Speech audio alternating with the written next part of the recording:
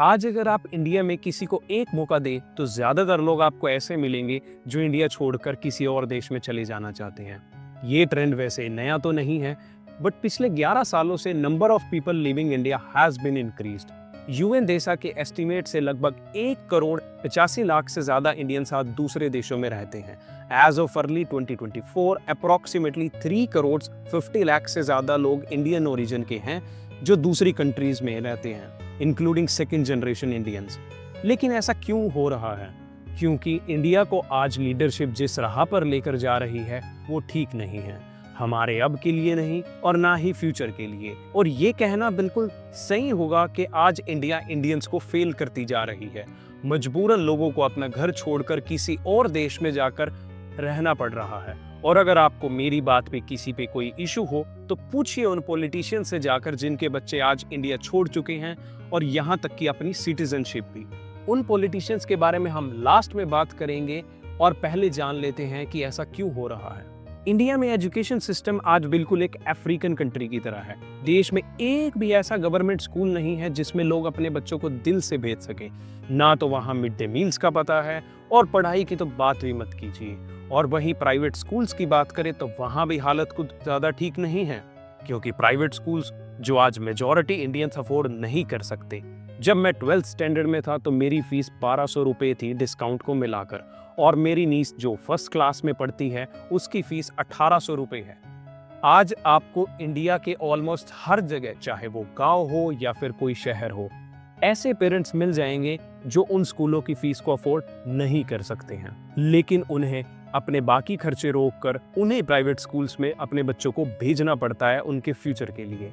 और सभी private schools को इस बारे में अच्छे से पता है और वो इसी बात का फायदा उठाते हैं, क्योंकि गवर्नमेंट स्कूल्स में तो कोई काम होगा नहीं तो उन्हें मजबूरी में आकर वहीं भेजना पड़ेगा। और ये सिर्फ फीस पर नहीं रुकता है, बुक्स हो या फिर स्कूल की यूनिफॉर्म, आज सभी चीजों के दाम आसमान छू रहे हैं।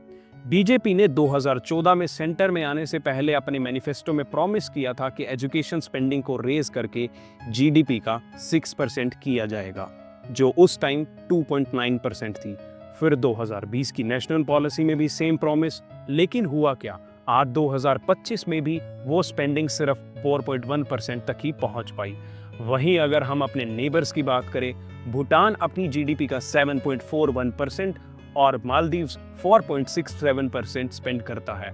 और ये देश इंडिया से बहुत छोटे हैं, जिनकी जीडीपी मुकेश अंबानी के 5% से भी कम है। और आईआईटीज के अलावा दुनिया में टॉप 100 यूनिवर्सिटी में भारत की एक भी यूनिवर्सिटी नहीं आती है। Practical skills, job oriented courses का तो कोई नामो निशान ही नहीं है। आने वाली जनरेशन का फ्यूचर तो छोड़िए, प्रेजेंट ही सिक्योर नहीं है। आज़ादी के 78 साल के बाद भी हमारे रोड्स को इन गड्ढों से आज़ादी नहीं मिली है। वैसे तो सड़कें बनती नहीं, और जहां बनती हैं तो कुछ ही मंथ्स छोड़ो दिनों में ही खराब हो जाती हैं। और वहीं अगर किसी वजह से कोई रोड बच भी जाए तो नई पाइप्स का टेंडर लेकर म्युनिसिपल वाले आएंगे और उन्हें भी तोड़कर चले जाएंगे। एंड एवरीबडी नो कि ये सब चीज़ें लोगों की जान तक ले लेती हैं। लेकिन होता क्या है? कुछ भी नहीं। हाल ही में यानी 9 जुलाई 2025 को वडोदरा में गंभीरा ब्रिज कोलैप्स हो गया, जिसमें 10 से ज़्यादा लोगों की जान चली गई। और ये तो ब्रिज भी गुजरात में था, जिसका मॉडल हर जगह पे इम्प्लीमेंट होना था। और इसके 24 दिन पहले यानी 15 जून 2025 को पुणे में कुंडामाला फुट ब्रिज कोलैप्स हो गया, जिसमें 4 डाइड एंड 50 वर इंजर्ड। पिछले 5 सालों में सिर्फ गुजरात में ही 1 दर्जन से ज्यादा ब्रिज फेलियर्स हुए हैं। और उसके अलावा असम, मेघालय और महाराष्ट्र में भी ब्रिज कोलैप्स के इंसिडेंट सामने आए हैं। एक स्टडी के हिसाब से 1977 से लेकर 2017 तक अराउंड 2130 ब्रिजेस कोलैप्स हुए हैं पूरे देश में। बेशक लोगों को लग रहा है कि शहर की सड़कें बनी हैं, हमारे गांव में सड़कें बनी हैं, लेकिन टिकी कितनी हैं? एक मॉनसून सीजन आते ही पूरे देश का इंफ्रास्ट्रक्चर की हालत टाइट हो जाती है, फिर चाहे वो दिल्ली हो या पुणे हो, हरियाणा हो या फिर गुजरात। वहीं हम चाइना की बात करें तो वो दूसरे देशों में जाकर ब्रिजेस बना रहे हैं और सड़कें बना रहे हैं, अपने लिए एक ट्रेड कॉरिडोर की स्थापना कर रहे हैं। और यहाँ देखिए भारत को, वो अपने देश की ही सड़कें नहीं ठीक कर पा रहे हैं। लेकिन अब हम इंडियंस को इन सब चीज़ों को बर्दाश्त करने की ट्रेनिंग मिल चुकी है। जैसे एक हाथी को बचपन में ही पतली सी चैन से बांध दिया जाता है और वो बड़ा होने के बाद भी उस चैन को तोड़ता नहीं है, क्योंकि उसके दिमाग में घुस गया होता है कि ये चैन उससे नहीं टूटेगी। वैसे ही हम भी आज सिस्टम के गुलाम बन चुके हैं। ना तो सवाल पूछते हैं और ना ही पूछने देते हैं। जो बोले उसे एंटी नेशनल बोर कल साइलेंस कर देना, क्योंकि भाई वहाँ पर हमारी फेवरेट गवर्नमेंट जो आ जाती है। और जब आवाम ही सोई हो तो मिनिस्टर और कॉन्ट्रैक्टर जैसे लोग तो खुलेआम लूटेंगे ही। अथॉरिटेरियन यानी जब एक सरकार अपने आप को देश का मालिक समझने लगे। इसका प्राइम एग्जांपल आपको नॉर्थ कोरिया जैसी कंट्री में देखने को मिल जाएगा। नॉर्थ कोरिया में आप उसके प्रेसिडेंट के बारे में ना ही कुछ बोल सकते हैं और ना ही उनकी बनाई गई किसी पॉलिसी या फिर रूल्स पर। और अगर कोई बोलता है तो हम सबको पता है कि उन्हें अपनी जान गंवानी पड़ती है। क्या आपको नहीं लगता कि ऐसा कुछ हमारे इंडिया में भी हो रहा है आज? ऐसा क्यों होता है कि बहुत से लोग गवर्नमेंट की किसी पॉलिसी को लेकर क्रिटिसाइज करते हैं, उन्हें किसी न किसी चीज में फंसाकर जेल में डाल दिया जाता है? वैसे तो इसके बहुत सारे एग्जाम्पल्स हैं, लेकिन मैं कुछ की बात करता हूं, जैसे न्यूज़ क्लिक। एक न्यूज़ चैनल था यूट्यूब पर। दिल्ली पुलिस ने उनके 40 जर्नलिस्ट के घरों में जाकर रेड मारी और न्यूज़ क्लिक के फाउंडर प्रबीर को अंडर यूएपीए एक्ट के अंदर लगाकर अंदर कर दिया गया। 225 दिन तक उन्हें बेल नहीं मिली। एक्विजिशन क्या थी कि वो चाइना से फंडिंग लेकर एंटी नेशनल कंटेंट पब्लिश कर रहे हैं, लेकिन रियलिटी में इसका कोई ना तो सबूत मिला। ये सिर्फ और सिर्फ एक क्रैकडाउन था उस ऑर्गेनाइजेशन पे जो गवर्नमेंट को क्रिटिसाइज करती थी। दूसरा केस है हमारे पास सिद्दीक कप्पन का, एक जर्नलिस्ट जिनको 2 साल के लिए जेल में डाल दिया गया बिना किसी सबूत के या फिर कोर्ट में केस के।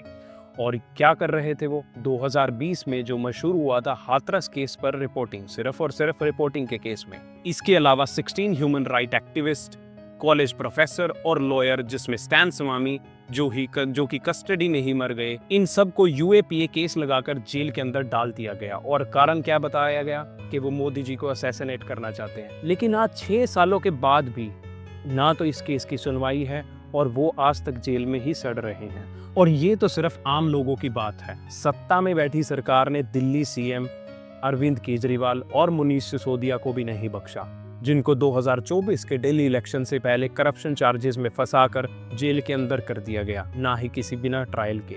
लास्ट में हुआ क्या? वो दिल्ली के इलेक्शंस हार गए और दिल्ली को मिली रेखा गुप्ता जी, जिनके चर्चे आज हर जगह पर हैं। आज इंडिपेंडेंट एजेंसीज जो देश की बैकबोन हुआ करती थी, यानी ईडी और सीबीआई, जिन पे एक आम आदमी को भरोसा हुआ करता था, आज वो सरकार की सिर्फ एक कठपुतली बनकर रह गई हैं। ओलिगार्की, ये शब्द मैंने अमेरिका के सेनेटर बर्नी सैंडर्स से सुना, जो अमेरिका में एक बहुत बड़ा अभियान यानी कैंपेन चला रहे हैं लोगों की आंखें खोलने के लिए कि कैसे देश के कुछ बिलियनियर्स आज देश की हर पॉलिसी में अपना डिसीजन ले रहे हैं। ओलिगार्की का मतलब होता है कि कुछ लोग किसी देश को कंट्रोल करें, और हमारे देश में भी कुछ ऐसा ही चल रहा है। इंडिया में कुछ बिलियनियर्स जिनको आप बड़े अच्छे से जानते हैं, वहीं इस देश की हर चीज़ को कंट्रोल कर रहे हैं, जिनमें 2 बड़े नाम सबसे पहले सामने आते हैं, अंबानी और अडानी के।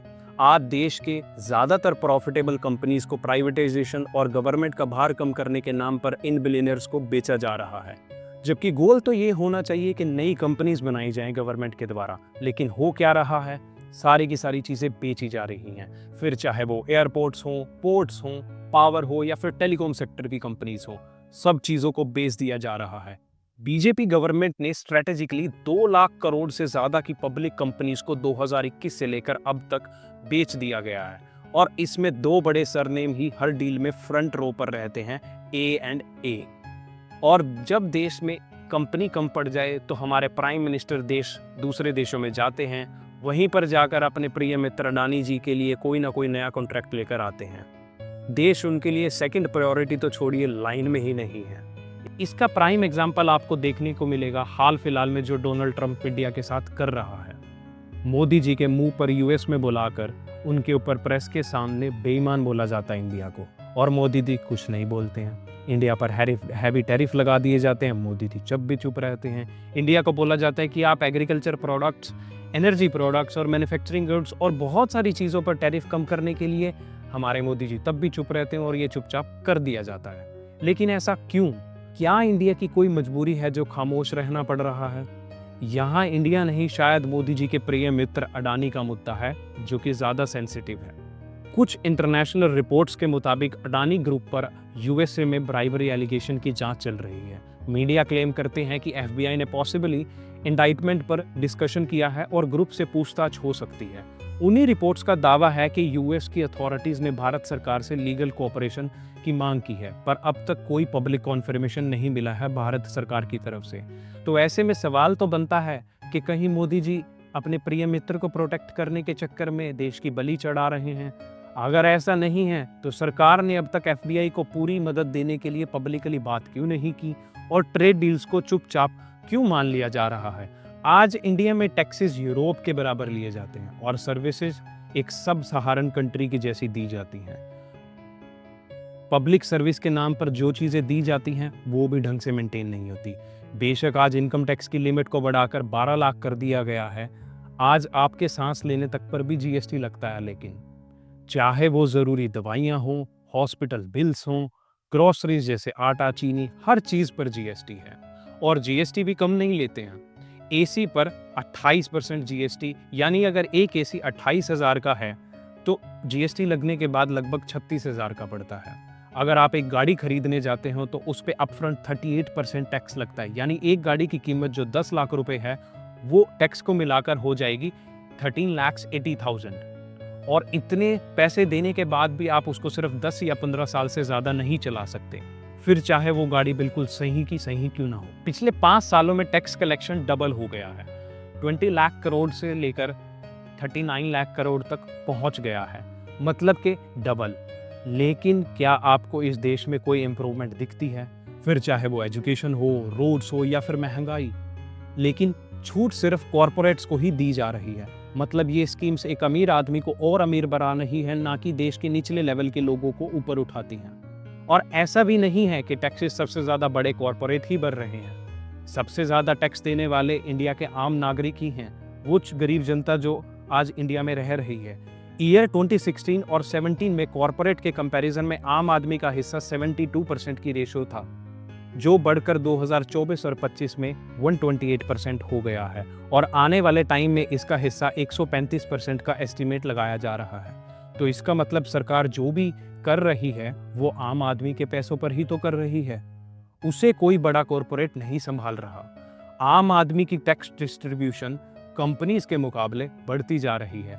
टोल टैक्स सरकार हर रोड का लेती है, लेकिन उनकी हालत देख के समझ नहीं आता कि वो पैसा जाता कहाँ है। खैर, जानते तो हम सब हैं कि वो पैसा जा कहाँ रहा है। इंडिया के सेफ्टी फ्रंट पर आज डबल प्रेशर पड़ रहा है। एक तो ग्लोबल टेरर थ्रेट, दूसरा internal street level violence. India में आज सिक्योरिटी का एक बहुत बड़ा मुद्दा बनता जा रहा है। फिर चाहे वो अमीर हो या फिर गरीब, कोई भी सेफ नहीं है। खैर, गरीबों को तो भूल ही जाइए, क्योंकि इंडिया में एक आम आदमी की जिंदगी की कीमत कुछ ज्यादा बची नहीं है। रोज कोई ना कोई एक नई न्यूज़ हमारे सामने आ जाती है और इसके बारे में मुझे आपको ज़्यादा बताने की भी ज़रूरत नहीं है। लेकिन मैं आपको एक इंटरेस्टिंग चीज़ बता दूं कि रिसेंटली यूएस ने एक एडवाइजरी इशू की अपने सिटीजन्स के लिए, जिसमें उन्होंने बताया कि इंडिया में रेप्स एक आम बात होने लगी है और बहुत तेज़ी से ये बढ़ती जा रही है, और सेक्सुअल असॉल्ट्स एक कॉमन इशू हो गया है टूरिस्ट प्लेसेस पर। और इसके साथ उन्होंने बोला कि इंडिया अकेले ट्रैवल ना करे, स्पेशली अगर वो एक वुमेन है। एसयूवी में चलने वाले लोग किसी को भी रौंद कर चले जाते हैं, क्या उस पर कोई सुनवाई होती है?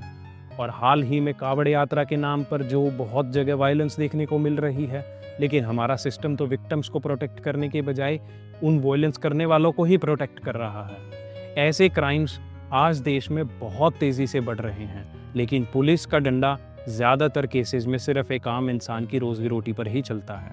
ऐसे में सवाल तो बनता है कि क्या एक देश ऐसे काम करके चल सकता है तरक्की की राह पर? लास्ट में मैं बस इतना ही बोलना चाहूँगा कि ज़रा खुद से सोचिए, आप जिस जगह पर रह रहे हो, क्या आपको सब चीज़ें मिल रही हैं जो मिलनी चाहिए? क्या आप पुलिस के आसपास होने से अपने आप को सेफ फील करते हैं या फिर उल्टा डर लगता है?